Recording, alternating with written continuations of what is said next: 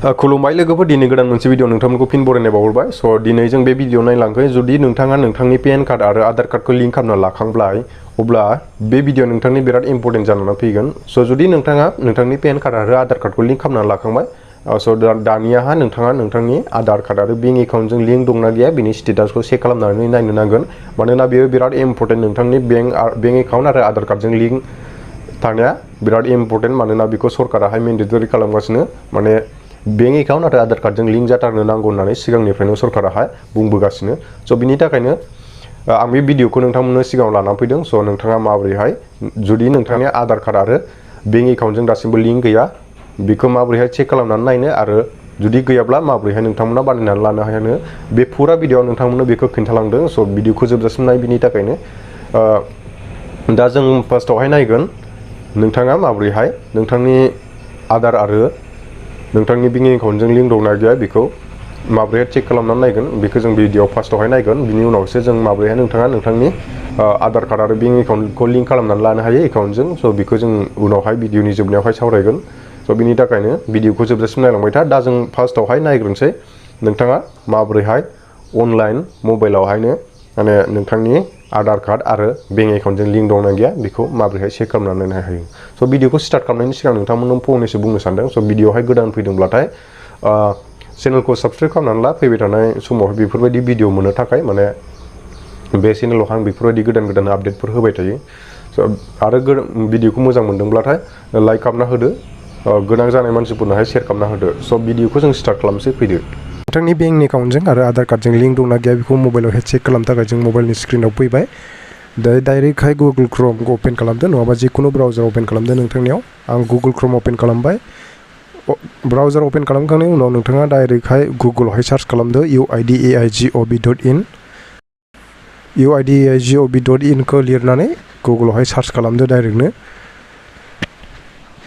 Search खालामबा बेबायदि वेबसाइटआ गेवगोन UIDAI नि वेबसाइटआ स' बेवहाय नोंथाङा गाहायाव स्क्रल खालामनानै नाय नैबे आदार सार्भिसेसआव क्लिक खालामदो आदार सार्भिसेसआव क्लिक खालामनायनि उनावहाय गाहायाव नोंथाङा स्क्रल खालामबोदो गाहायाव बोख्लायोबाथाय नोंथाङा नुनो मोनगोन आदार लिंकिं स्टेटास होननाय मोनसे बेखौ बेयाव क्लिक खालामदो आदार लिंकिं स्टेटासआवहाय बेवहाय क्लिक खालामनानै बिनि गाहायावसो क्लिक खालामनांगौ चेक आदार बेंक लिंकिं स्टेटासआवहाय थ' बेवहाय क्लिक खालामबाय आङो बेयाव क्लिक खालामनाय लोगो लोगो जोंनियावहाय बेबायदि मोनसे इन्टारफेस फैगोन बे पेजआवहाय नोंथाङा नोंथांनि आधार कार्डखौ होग्रोदो फार्स्टआवहाय आङो आंनि आधार कार्ड नाम्बारखौ होबाय स' नोंथाङाबो बेबायदि पेज फैबाथाय नोंथांनि आधार कार्ड नाम्बारखौ होदो ओमफ्राय बिनि गाहायावहाय केपचा कड होनो थाखाय होनदों इन्टार सिकिउरिटि कड होनदों बे सिकिउरिटि कडआ जाबाय नैबे गाहायनि केपचाया स' बेखौहाय नोंथाङा होदो जेरै दं एरै गिदिर फिसा स्मल लेटार केपिटेल लेटार नायनानै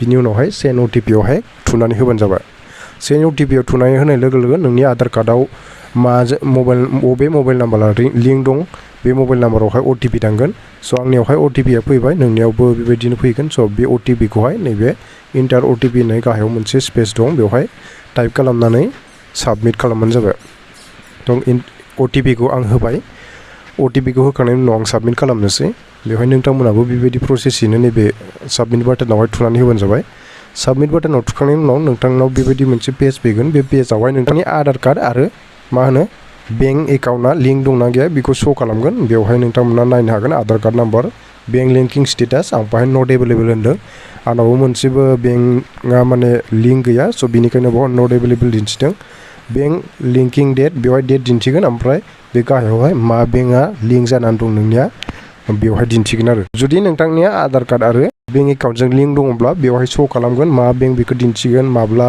लिंक जानाय बेखौ दिन्थिगोन नोंथांनि आधार नाम ओमफ्राय बे बेंक लिंकिं स्टेटासआव एक्टिभेट दिन्थिगोन आरोखि थ' बेबायदिनो नोंथाङा बेबायदि प्रसेसै नोंथांनि स्टेटासखौहाय नायना लानो हागोन जुदि नोंथांनिया बेवहाय अलरेडि फैखाबायब्ला नोंथाङा जेबो सिन्था खालामनांगौ गैला नोंथांनिया अलरेडि लिंक जाखाबाय नोंथाङा बिन्दासै थाबानो जाबाय स' बिनि उनावहाय जुदि नोंथांनिया बेवहाय नट एभेलेबल बा इनएक्टिभ दिन्थियो जुदि नोंथांनिया दासिमबो लिंक जानाय नङा जुदि नोंना बेवहाय स्टेटास दिन्थियाखै जुदि माने बे वेबसाइटआवहाय माने नोंनिया इनएक्टिभ बा नट एभेलेबल दिन्थिदों जेरै आंनिया दा दिन्थिदों नोंथांमोना नुनाय बायदि स' बेबायदिब्लाथाय नोंथांमोना नोंथांमोननि आधार कार्ड आरो बेंक एकाउन्टखौ लिंक खालामनो थाखाय नोंथांमोना बेंकआव थांनांगोन। बेवहाय दासिमबो जोंनियावहाय अनलाइन प्रसेस गैया आरो बेंक एकाउन्ट आरो आधार कार्डखौ लिंक खालामनो थाखाय।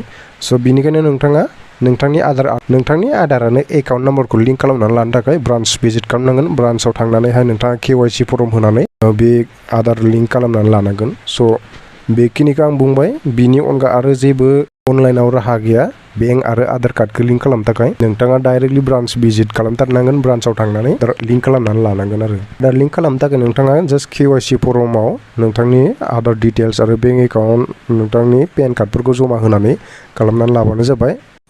लोगोफोर बे भिडिअ बिसिमावनो फोजोबबाय आरो जुदि नोंथांमोना दासिमबो नोंथांमोननि पेन कार्ड आरो आधार कार्डखौ लिंक खालामनानै लायाखै आरो मिन्थिया माबोरैहाय नोंथांमोना पेन कार्ड आरो आधार कार्डखौ लिंक खालामनानै लायो। स' बे भिडिअनि डिसक्रिपसनाव आं मोनसे भिडिअ होनानै होखादों। स' बे भिडिअखौ थांनानै नायनानै नोंथांमोना नोंथांमोननि पेन कार्ड आरो आधार कार्डखौ लिंक खालामनानै लादो गोख्रैनो। मानोना जोंहा सरकाराहाय 30 जुनसिमहाय डेडलाइन होदोंमोन। दा सेप्तेम्बरसिमहाय बारायबाय। स' बिनि गेजेरावनो नोंथांमोना जुदि नोंथांमोना पेन कार्ड आरो आधार कार्ड दासिमबो गैयाब्ला गोख्रैनो बानायनानै लादो आरो लिंकखौ खालामनानै लादो 30 सेप्तेम्बरनि सिगां।